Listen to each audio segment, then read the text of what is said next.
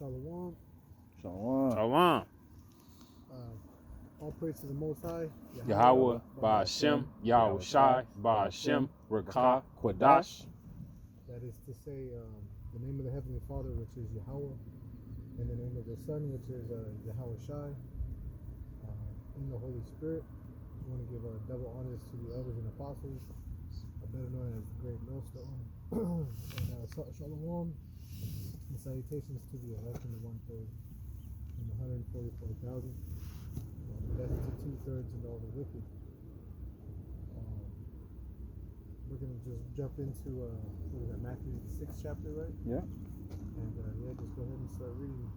This is Matthew chapter 6, verse 19. Lay not up for yourselves treasures upon earth, where moth and rust doth corrupt, and where thieves break through and steal. But lay up for yourselves treasures in heaven, where neither moth nor rust doth corrupt, and where thieves do not break through nor steal. For where your treasure is, there will your heart be also. Yeah. So, the material, tangible things in life, they don't matter.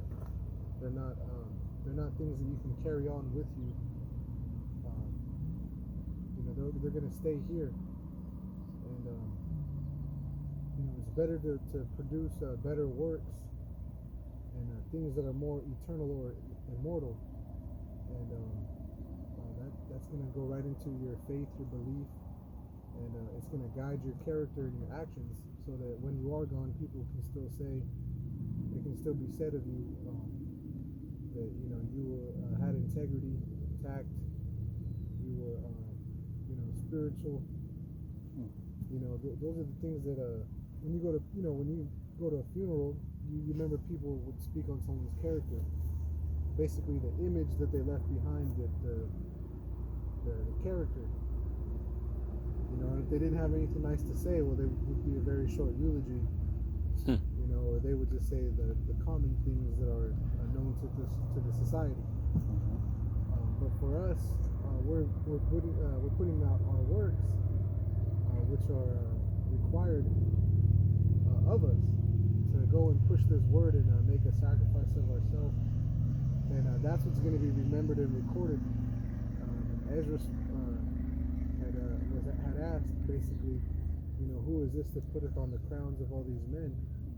And it was told unto him, who that is, and who these men are. That these are the men that came out of the great tribulation, who stood so stiffly for the name of the Lord, which is one thing we always have to make mention of. Anyone who's in any company always has to say who they're representing. Tacoma Fire Department or New York Police Department, whatever it is. Everyone has to make known their name, basically, on whose behalf do they come. And so that's why we always put in the beginning of the videos on whose behalf and where the honor and respect is due.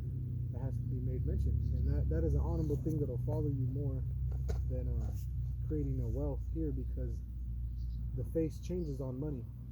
It used to be Caesar, and now it's Washington and Jefferson and Jackson, and those faces will be removed too.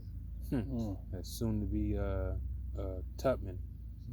Yeah, those faces they don't last forever. They get replaced. So as you can see, the same concept. Those works aren't really any value. Those material works. Yeah, those are, if I may say, those are works that you write down in a book, but it doesn't mean that you're written into the book of life. Yahweh's book is really the only book that matters, and the things that are written in that book are things that were witnessed.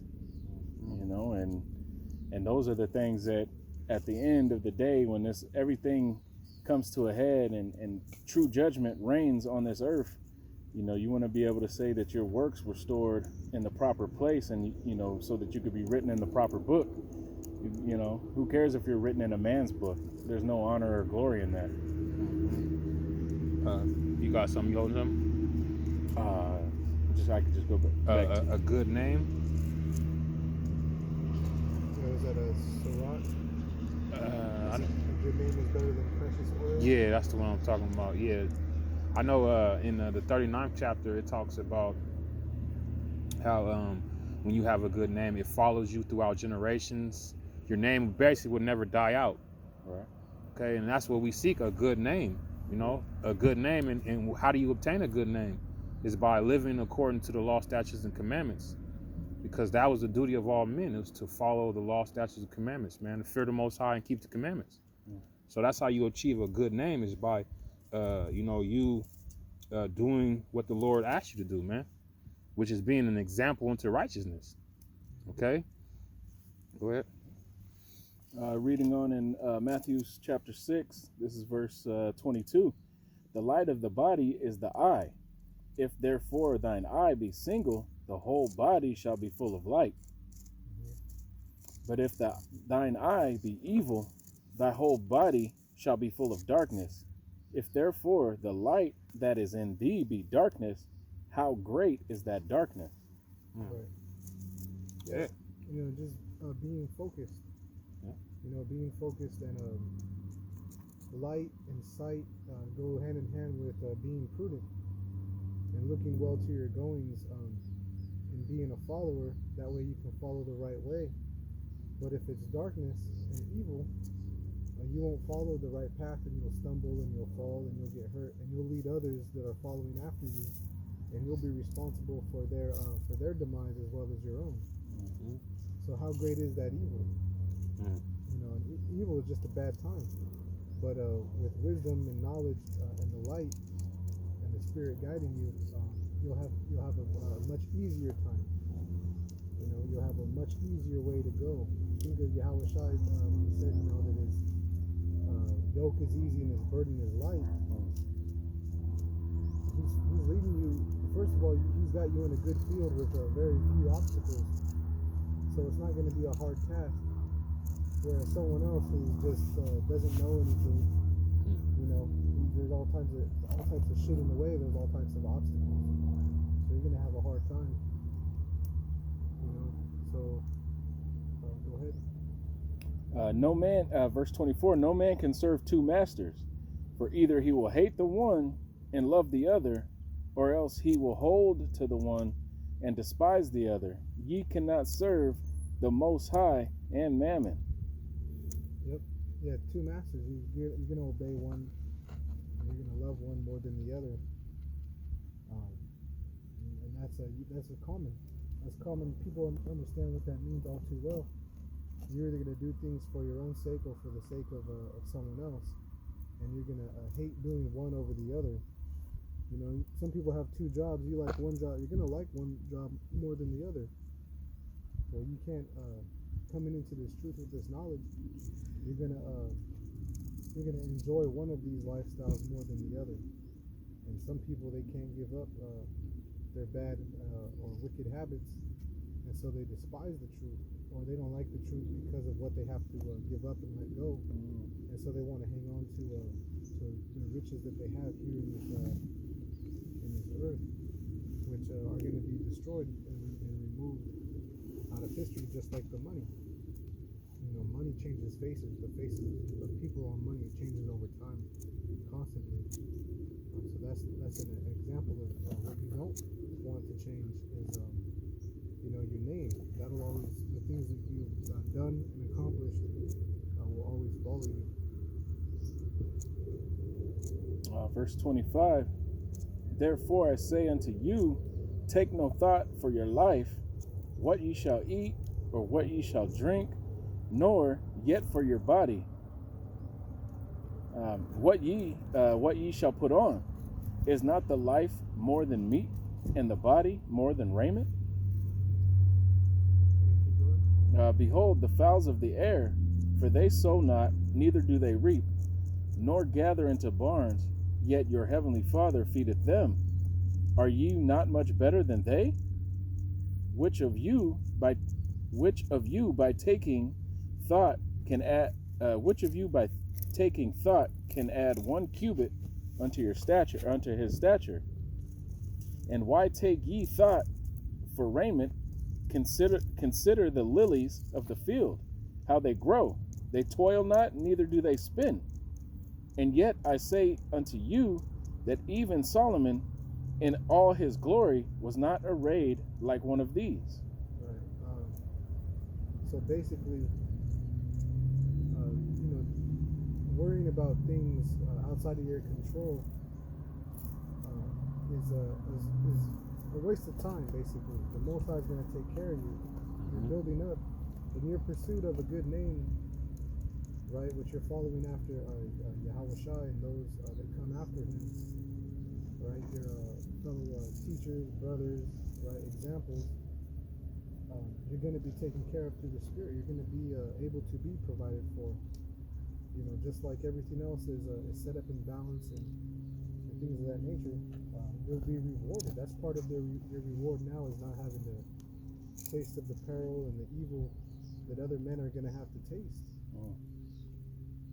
So there is a huge reward, and we're going to see all these guys that put out these videos of themselves online with their guns and with their marches and their martial arts tactics and trainings and all these gimmicks and facades with phylacteries. Basically spiritual phylacteries as well as the physical. We're gonna see that really didn't get them anywhere. They invested into corruptible things on the earth. That was a huge waste of time, and they're gonna realize it in due time, that they're not going to be cared for as the smallest things in life that we see around us in nature. So these are all examples. Yeah, I mean, if I can add to that, it's beautiful. The Most High said that Solomon in all of his glory wasn't arrayed as a lily, and he's saying, not to worry, because he's going to take care of you. You know what I'm saying? If you are his, none of us can come back void to him, just like his word can't, right? He says he has 7,000 that have not bowed the knee to Baal, meaning they have kept their faith and their integrity. So the Most High is going to take care of you in that day. Whatever you find yourself in, it's going to be about faith, and it's going to be about believing that the works that you did were enough, for the Most High, and we can never do enough. So it's a never-ending job. It's the never-ending story, and you should be, toiling, not toiling, reveling in this. This is our job and this is our duty. You actually like this, so how much of a job is it? If you love your job, you'll never work a day again.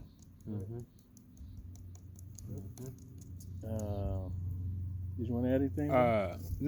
Was you script? You got. Oh no, we already finished that. You can just grab Sirach, the 39th chapter.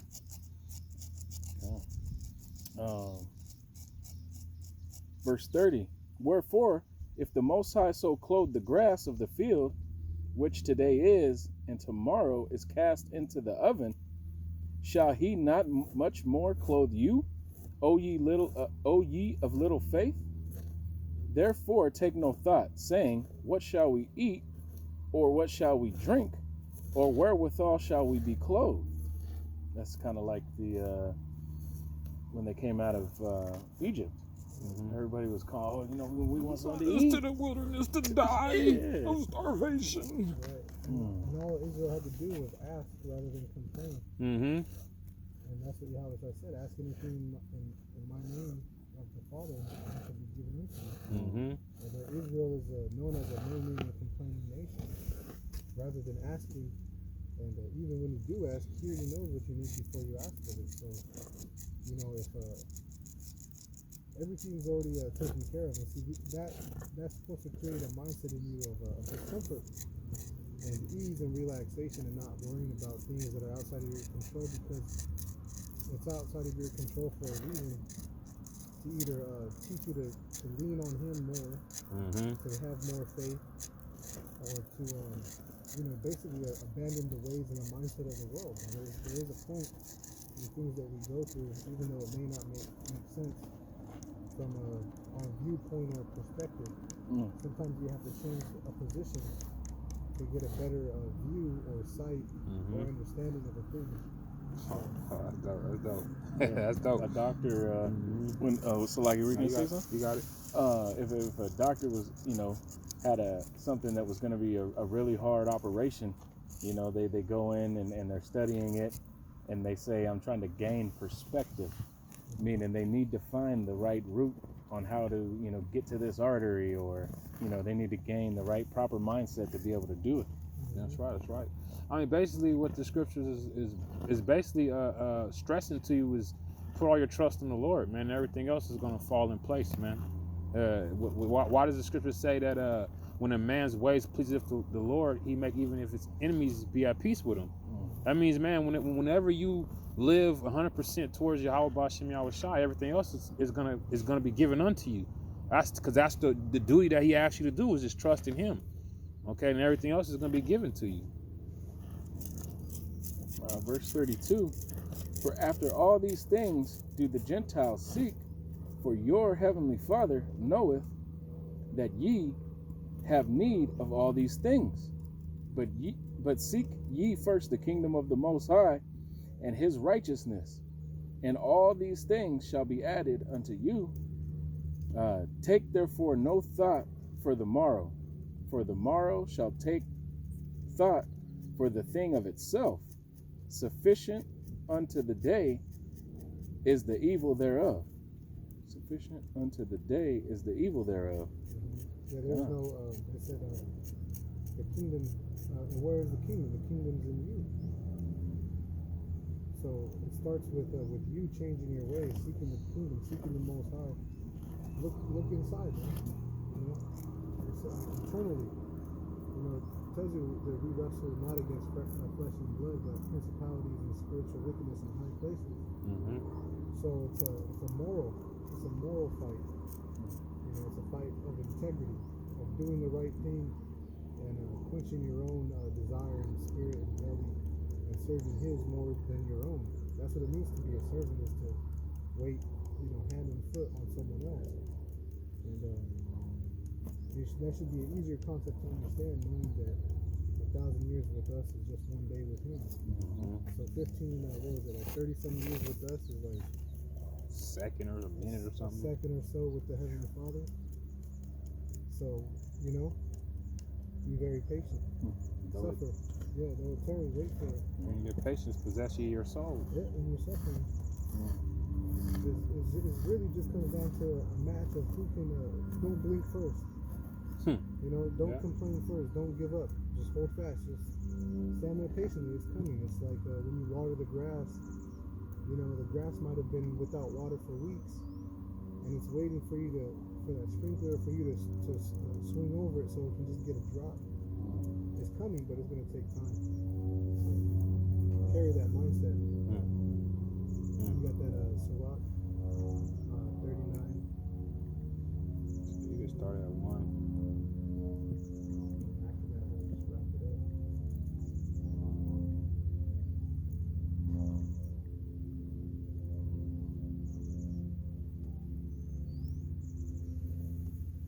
It's like this is taking a second to load up.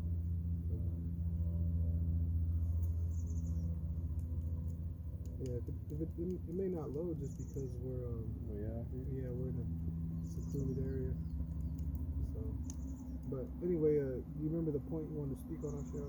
Well, the point was just basically how your name will follow you, because it tells you how the men of the Lord first be occupied in prophecy, and those that are occupied in prophecy are always going to be around renowned men that are rehearsed in prophecy, and when you live according to the Lord will exalt your name, so that throughout the ages is going to be known. This man had integrity.